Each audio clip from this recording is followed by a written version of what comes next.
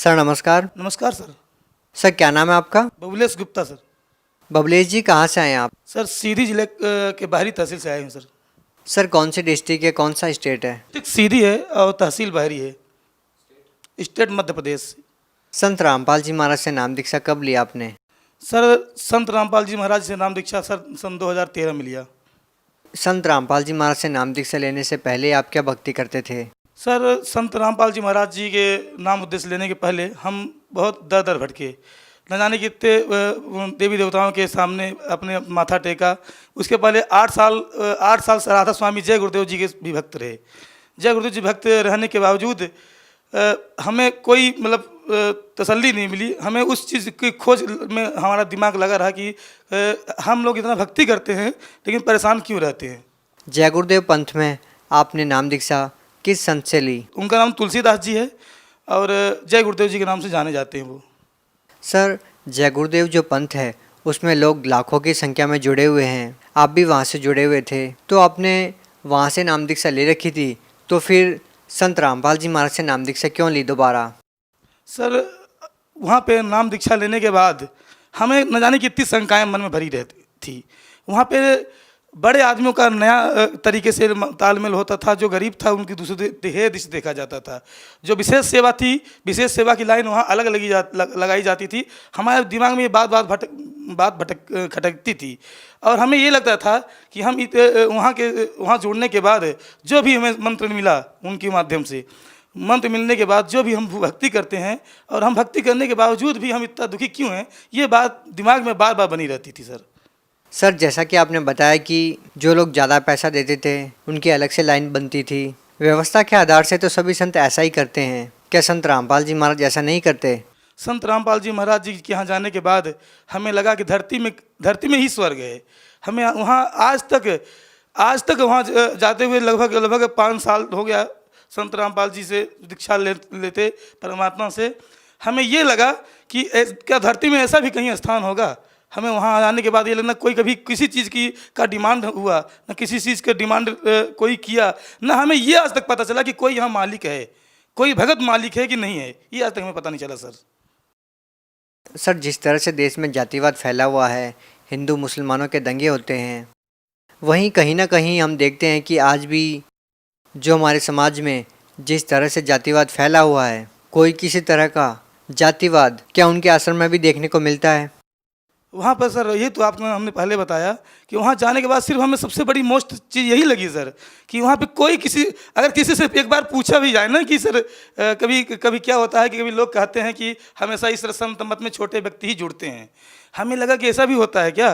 तो वहाँ हमने कई जन लोगों से नाम पूछने का प्रयास किया, जात पूछने का प्रयास किया, तो वो सब अपने सामने दास लगाए। हमें लगा कि हमने कहा कौन सा भाई अपना बिरादरी तो बताओ। उन्होंने कहा कि भैया हम मानव हैं।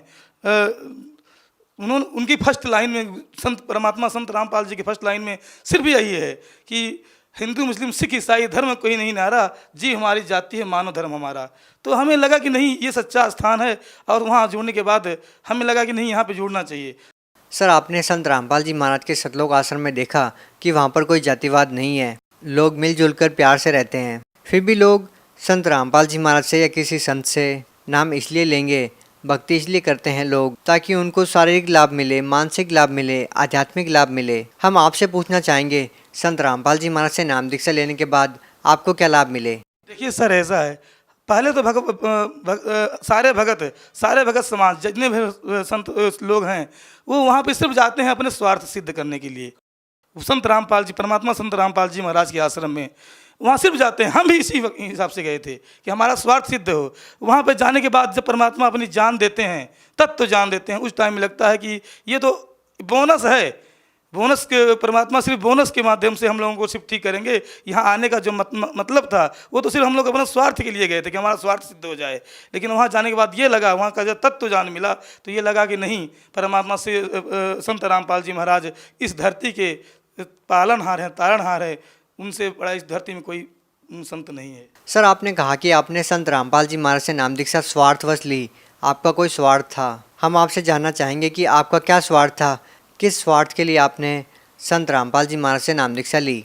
वो सर जो सबसे बड़ी समस्या थी तो हमारे माता जी के पास थी। हमारे घर में हमारी माता जी को ईगो था। ईगो ये था कि हम चारों धाम कर चुके हैं, कोई हमारे दरवाजे से प्यासा नहीं जाता, सबको देते हैं, सबको खिलाते हैं, सबको पिलाते हैं, सब कुछ धर्म करते हैं। वास्तव में वो धर्मात्मा थी और वो सब कुछ देती खिलाती पिलाती रहती थी। चारों धाम गई, बहुत कष्ट झेला, हर आश्रम माने देवताओं देवी देवताओं के पास जाके चारों धाम होके आई। लेकिन इसके बाद जय गुरुदेव से उनको नामदान मिला।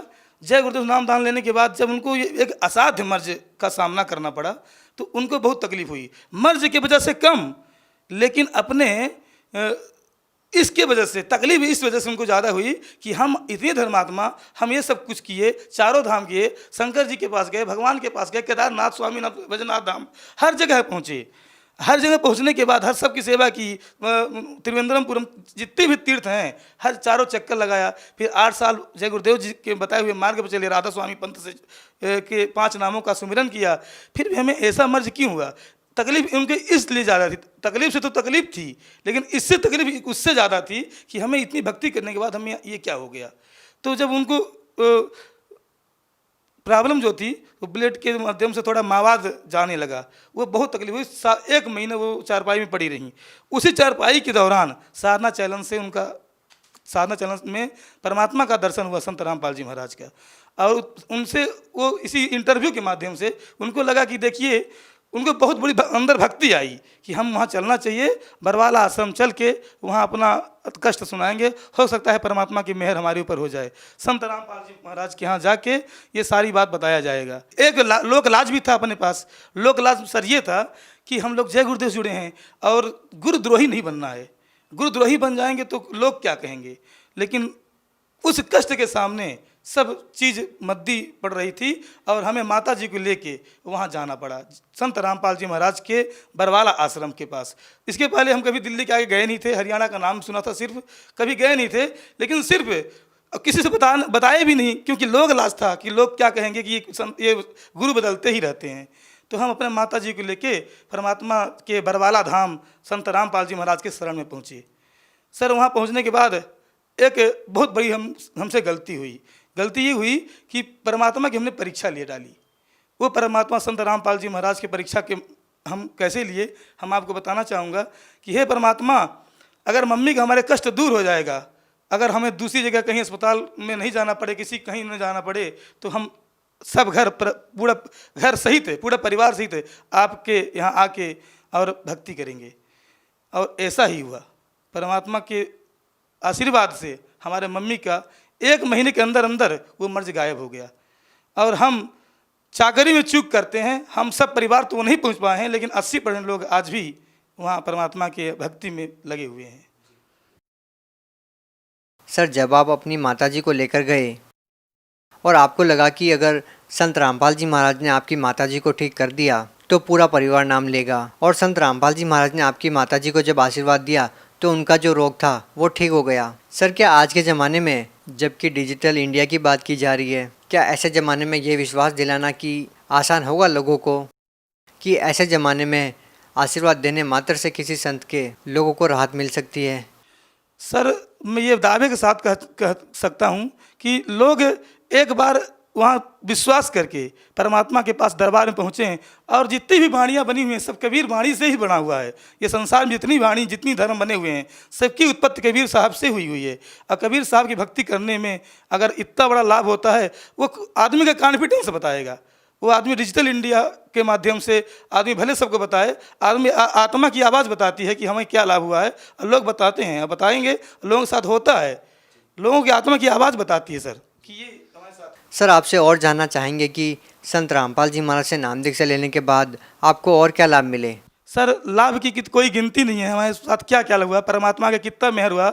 हमारे कुछ 2-4 चीज़ें विशेष रूप से हुई। जैसे हमारे पिताजी का एक बार एक्सीडेंट हुआ। पिताजी सिर्फ नामदान नहीं लिए थे, लेकिन पिताजी का पूरा रोल माताजी को वहाँ पहुँचाने में था कि आप पहुँचो, हो सकता है आपकी कि संत रामपाल जी दया कर दें और आप ठीक हो जाओ। तो एक बार पिताजी हमारे मोटरसाइकिल से किसी सामान को लेने चक्की पर जाए थे, तेल वाली चक्की जहाँ तेल पेरा जाता है, वहीं पे उनका एक्सीडेंट हो गया।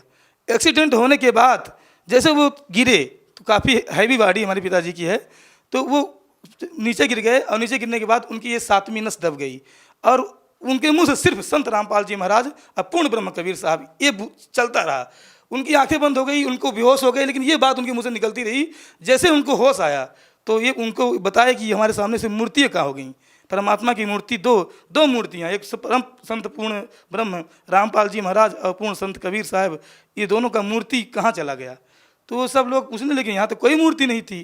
परमात्मा ने उनको अभी चलने लायक बना दिया, और शायद उनके स्थान में कोई दूसरा गिरता तो ये संभव नहीं था कि वो बच पाता वहाँ से। जिस तरह से उनका और क्या लाभ मिला सर? हमारा जो पैर था, हमारे पैर में काफ़ी तकलीफ थी। जब मैं आश्रम में जाता था तो 5 मिनट बैठ के सत्संग नहीं सुन पाता था। वहाँ पे बैठते बैठते सर परमात्मा का रजा हुआ, परमात्मा का आशीर्वाद हुआ। धीरे धीरे हम आधा घंटा बैठना शुरू कर दिए। आज परमात्मा की दया से 50% हमारे पैर में लाभ हुआ। हम सर भगत समाज को क्या संदेश देना चाहेंगे?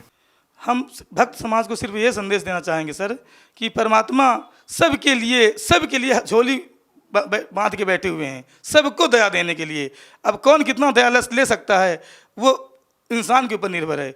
और जो ज्ञान गंगा पुस्तक है उसको पढ़े, साधना चैनल है उसको देखे, और वहाँ जाके परमात्मा, और एक बार जो गलती हमने की वो सब कर सकते हैं। एक बार सब इसीलिए करते हैं। वहाँ तो ये क्या गलती सर? सर हमने गलती की कि वहाँ जाके परमात्मा को चैलेंज किया कि हे परमात्मा, अगर ये हमारा ठीक हो जाएगा तो हम इसको सच्चा स्थान मानेंगे, अन्यथा हम इसको सच्चा स्थान नहीं मानेंगे। तो इससे हमें बहुत तकलीफ होती है। सर अब लोगों के मन में ये प्रश्न हो सकता है कि सभी चाहते हैं दुखों से निजात मिले, कोई नहीं चाहता कि अस्पताल में जाकर पैसा और समय बर्बाद किया जाए।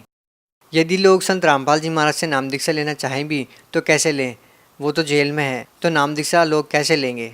जो भी संत भगत समाज परम संत पूर्ण धनी परवरदिगार संत रामपाल जी महाराज से अगर लाभ चाहते हैं तो उनके विभिन्न चैनलों में सत्संग आता है। उन सत्संग में उस विभिन्न चैनलों के माध्यम से ज्ञान अर्जन करके, ज्ञान प्राप्त करके, और न जाने कितने उसमें उसके नीचे मोटी पट्टी में भगतों का नंबर आता है, उनसे संपर्क करके वहाँ जा सकते हैं। और मैं चैलेंज करता हूँ कि उनकी हर समस्या का समाधान परमात्मा के दरवाजे पर होगा। बहुत बहुत धन्यवाद। धन्यवाद सर।